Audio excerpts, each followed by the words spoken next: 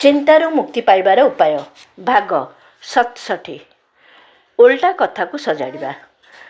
ଜୀବନରେ ଯାହା କ୍ଷତି ହୋଇଛି, ଦୁଃଖ କଷ୍ଟ ଆସିଛି, ସେସବୁ ବିଷୟରେ ଡହଳ ବିକଳ ହେବା, ଲୁହ ଗଡ଼େଇବାରେ କିଛି ଲାଭ ନାହିଁ।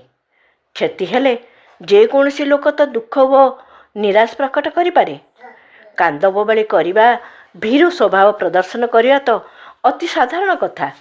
କିନ୍ତୁ ମହତ୍ତ୍ୱପୂର୍ଣ୍ଣ କଥା ହେଉଛି କ୍ଷତିରୁ ଅଧିକତମ ଲାଭ ପାଇବା। ଓଲଟା କଥାକୁ ସଜାଡ଼ିବା, ଭଙ୍ଗା ଜିନିଷକୁ ଗଢ଼ିବା, ରୁଷିଥିବା ଲୋକକୁ ଖୁସି କରିବା, ବିଶୃଙ୍ଖଳିତ ଜିନିଷକୁ ସମ୍ପୂର୍ଣ୍ଣ କରିବା। ଅଡ଼ୁଆ କଥାକୁ ସଜାଡ଼ିବା ପାଇଁ ବୁଦ୍ଧି ଓ ଚାତୁର୍ଯ୍ୟ ଦରକାର। କ୍ଷତି ହେଲେ ମନ ମାରି ବସିବା ସକାଶେ ଆଳସ୍ୟ ଓ ମୂର୍ଖତା ଆବଶ୍ୟକ। ତାହେଲେ ଆମେ ମୂର୍ଖ ହେବା କାହିଁକି? ଆମ ଚିନ୍ତାର କାରଣ ଦୂର କରି ତାହାକୁ ଆଶା, ଉତ୍ସାହ ଓ ପ୍ରେରଣା ରୂପେ ପରିବର୍ତ୍ତନ କରିବା ନାହିଁ କାହିଁକି?